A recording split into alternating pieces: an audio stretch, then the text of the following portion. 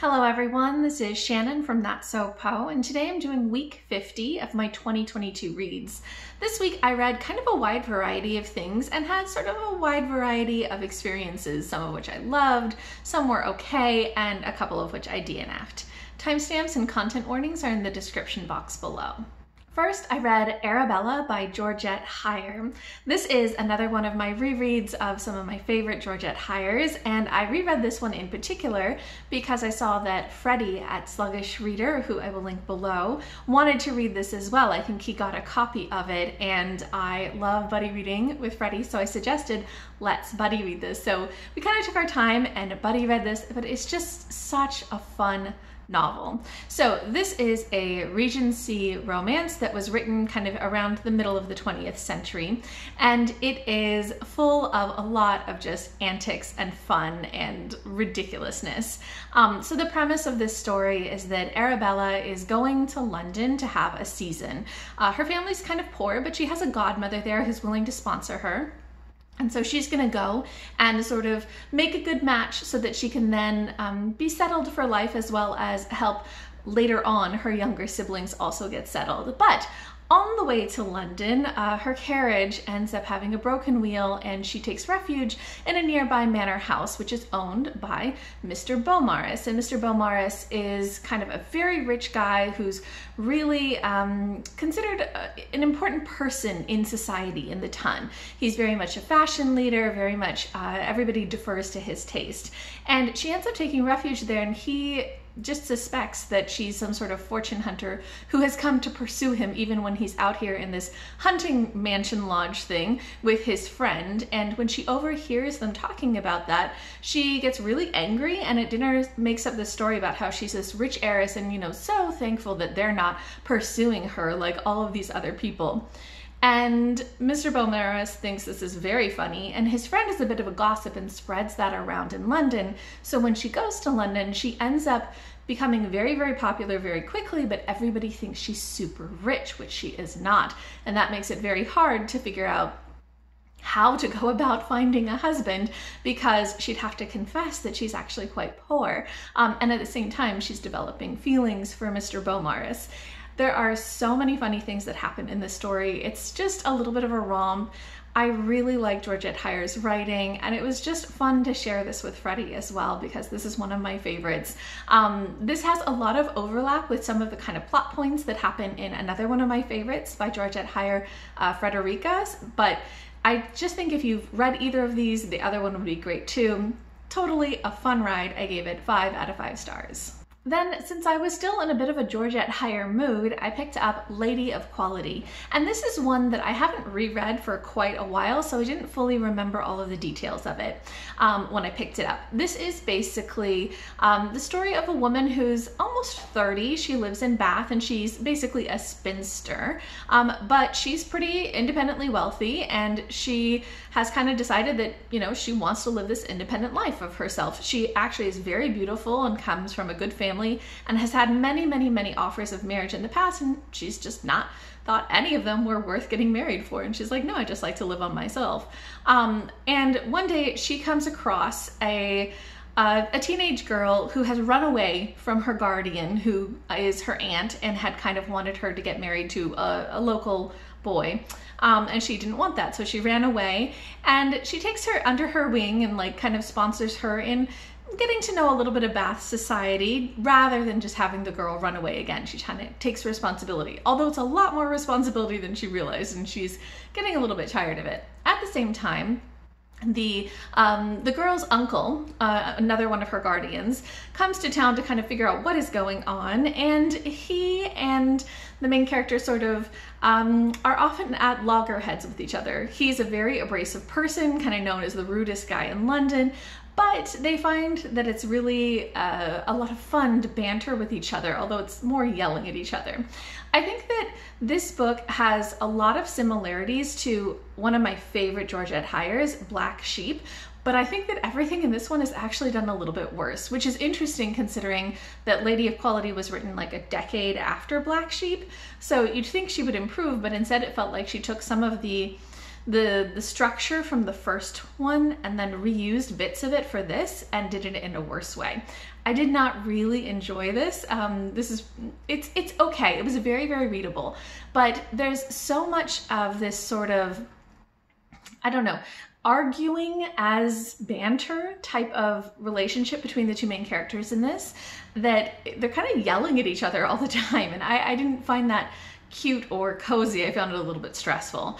Also, there is a side character in this who is somebody who just kind of chatters all the time. She's this kind of older female relative who doesn't really have any money, and she's there to chaperone the main character, and everybody gets so annoyed with her and they say such mean things to her, and I didn't really like that. So it still has a lot of the good things about Georgette Heyer's writing, and there's a lot of antics and a lot of those things, but I didn't like that kind of yelling, and I didn't like the kind of meanness to that side character so much. So I gave this one 3 out of 5 stars, and I'd for sure recommend starting with a different Georgette Heyer if you're reading her.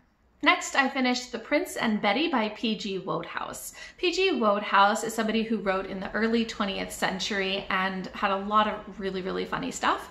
My husband, Sush, has been reading out loud to me all of P.G. Wodehouse's stories for the past few years as bedtime stories, and they really work for that because they've got a lot of humor and they're light and they're just very fun to read.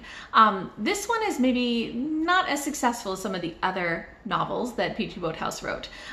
This is basically about a guy, John, who ends up finding out that he's the prince of this little island in the Mediterranean. And this is an island that had become just like a republic in his dad's generation, so kicked out the monarchy. But there is now a rich guy who is an investor who's gone in to set up casinos there, and he feels like having a monarchy would add to the appeal of the island, so he kind of finds John and recruits him to go back and be the prince. And he also decides that it would be great for his stepdaughter to get married to the prince, like that would be a great thing for him. And it turns out that the stepdaughter, Betty, and John actually know each other from before and kind of had crushes on each other, but that makes it really awkward when this stepfather is throwing them together. In the second half of this story, they also end up kind of going to New York and getting jobs for this newspaper. And an interesting thing, as we were reading through this, we were sort of like, why did they suddenly go to New York? This feels almost like a totally separate story, like it has a totally separate arc. And when we got to the end of this, we looked it up and realized that apparently, originally, when this was first published, The Prince and Betty, it was published like in some British magazines, and that only included the part on the island where, you know, the prince was the prince of the island. And later on, maybe like a year after that, it was released in book form in the US, and P.G. Wodehouse just wholesale took one of his other stories and added it on to this one and replaced some of the character names to make it about the Prince and Betty. And it really feels like that. This is like, it was so awkward to read because just halfway through the story, everything changes, and even the character personalities change, and it just did not read well. The first half also, I think, was less interesting. The second half had a lot more interesting stuff going on, but again, it wasn't originally about the Prince and Betty. It was something totally different. So it was just such a weird experience, and it was kind of annoying, and it was just like, when is this gonna end? Why are we doing an entirely separate story arc? So yeah, I didn't enjoy this one so much, and I gave it 2.5 out of 5 stars. Then I read Weddings and Witchcraft by Andi C. Buchanan, which is the last novella in the Windflower series, kind of witchy fiction novella series. I do have a review for this series for the first few books in that, so I'll link it below. And in this last book in this series, we follow the couple from the first couple of books as they're getting married. And so it's kind of the lead up to their wedding. But there is some weird stuff going on, some kind of magical mystery that is happening, and that's sort of interfering with the plans. I think that it makes a lot of sense in terms of the arc of the series for this to be the wedding of those characters, and kind of brings together their friends and family and all that sort of stuff, and also talks about kind of what does the future mean for them. So I liked that part of it, but the sort of central magical mystery interfering with their wedding led to quite a lot of like relationship drama that I just wasn't so into, and I wasn't like, I didn't think that the way that the mystery was solved made a ton of sense. Like, it felt like there were some missing steps in that. So even though I liked some aspects of how this wrapped up the series, I feel like that mystery made it less cozy like the other books and a little bit more stressful for me. Also, I think just wedding planning is quite stressful. So yeah, so it wasn't as cozy and sweet as some of the previous installments in the series, but it makes sense as a series ender. So I gave this one 3 out of 5 stars. Then I read Across the Field of Starlight by Delliquanti. This is a graphic novel that I heard about from Rachel at Culinati, who I will link below. And when I heard her talk about it, I thought, oh, this sounds excellent, and I picked it up, and it really was. So this is basically a full color graphic novel space opera.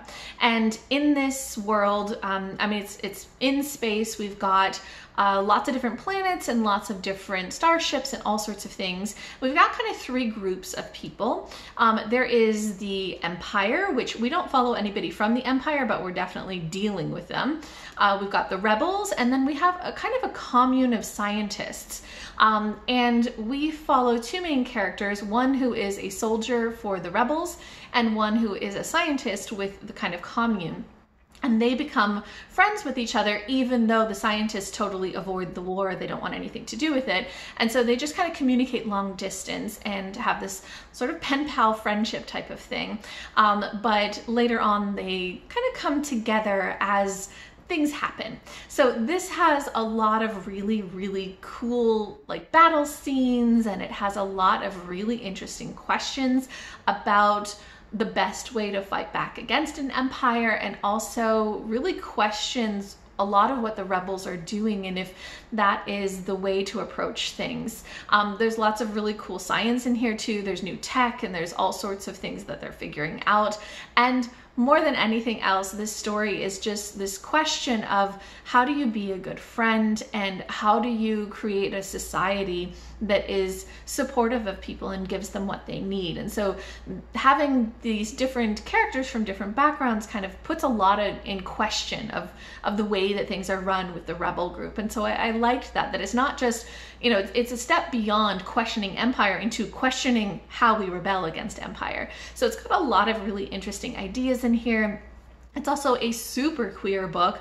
Like almost all of the characters are queer in some way. Lots of trans characters, discussion of hormones and things like that. Lots of things like that, but it's all in the background because that's not the point of any of the story. The story is all about kind of rebelling against empire and creating societies.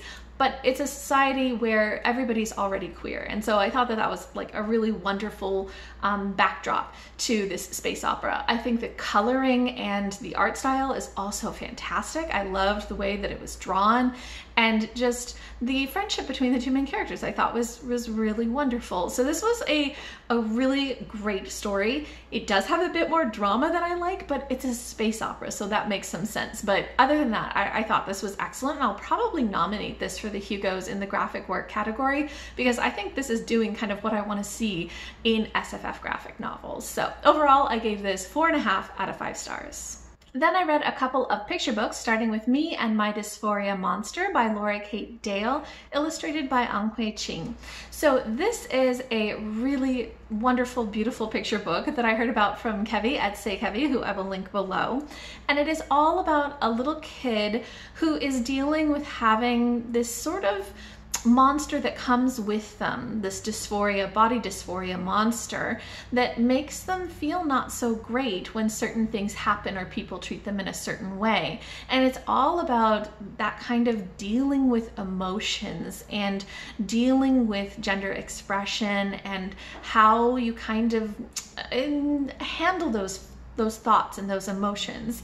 It also has a great kind of resource guide at the end of the book for parents to understand more about gender. And I thought that this was just one, like a really great story talking about emotions and talking about dealing with feelings, which is so wonderful for little kids. But it was also beautifully illustrated, and I loved the way that just the story kind of moved forward too. So this was an excellent picture book. I think Kevvie has really, really good recommendations when it comes to picture books too. So I gave this 5 out of 5 stars, and I for sure recommend this. The other picture book that I read was My Name is Saajin Singh by Kuljinder Kaur Brar, illustrated by Samrath. Kaur. So this is a picture book about a little boy, Saajin, who loves his name. He thinks it sounds really cool. He loves to sing it, loves to spell it, all these sorts of things. And then he starts school. And in school, his teacher doesn't really know how to pronounce his name, and she pronounces it wrong. And then the other kids all start pronouncing his name wrong, and he just doesn't know what to do about it, but it doesn't feel great. And so this is another book where it's kind of like him working through those feelings and figuring out what to do about it. It's really such a sweet book, and again, just like that great modeling for kids about how to deal with problems, how to deal with their emotions, and just it's this really sweet story of this little kid who loves his name. So I thought that this was fantastic. I loved the illustrations as well. Just really, really great story. So I gave it 5 out of 5 stars. Then I did DNF a couple of books this week, starting with A Strange and Stubborn Endurance by Meadows. So this is a book that Angela at Literature Science Alliance, who I will link below, really loved this year. And I was super excited to pick it up because it's kind of this fantasy romance, and it sounded like it would be really, really fun. She did warn me that there is some like difficult content in it. There is a rape early on, and there's some trauma that results from that, but kind of gave me the heads up about that, so I skipped the chapter with the rape, but I didn't get that many chapters in anyway, so I ended up getting 10% into this book because I found that this book, while being this kind of maybe low fantasy world, with the sort of writing about the world that I really like, where it's this sort of, I don't know what to call it, intricate fantasy feel to the story, I was really struggling with the trauma that the main character went through, and not just that, but just the general angst that he feels, the sort of relationship issues that he has with his father. There's just a lot of very heavy emotions in this, and the main character is just really unhappy, has suicidal ideation, all these sorts of things, and I found that kind of overwhelming. So I think that if I'd gotten further in the book, there would be the romance to sort of bolster that with some sweetness, but it was just too much for me, too much drama, too much angst, too much heaviness. And I think that's the point of the story. So nothing like bad about that, but I think that I just wasn't up to reading that. So this was a DNF for me, but I'm sure that this could work for a lot of other people as long as they're in the mood for that sort of heavier emotional content. And then the other book that I DNF'd this week was Dream Houses by Genevieve Valentine. So this is a space opera sci-fi novella that is about a woman who wakes up on a spaceship where everybody is supposed to be kind of in a deep sleep, but she wakes up and she's kind of injured, and she discovers that everybody else is dead, and she has now been woken up, and there's going to be many, many years of travel still to get to where they're going, except that she's realizing she doesn't have the resources to even kind of be awake and make it through that many years. So I started reading this, and I was kind of liking a lot of the writing, and it has this very sort of almost melancholy feel to it. So there was some parts of the writing that were very beautiful, almost gothic in feel, that I was liking, but there was also a little bit of body horror, and I got to this point at 9% where I was like, wait a second, is this gonna be like a horror novella? Is this gonna go down a really dark path? Because I was seeing some hints of it. And I looked at some reviews and people were like, oh, that was a dark story. That was very grim. And I'm like, oh, you know what? Even though I'm liking the writing style, I don't really want to read something that grim. So I could just see kind of where this was gonna go, and I wasn't in the mood for that. So this ended up being a DNF for me, but not because the writing style wasn't great. I thought it actually was really, really good, but more just because I didn't feel like doing that to myself right now. So okay, so that is everything that I read and DNF'd this week. It was very much all over the place this week. If you guys have read any of these, or if you're interested in them, or if you want to tell me what you've been reading this week, I would love to hear from you. Just leave me a comment down below.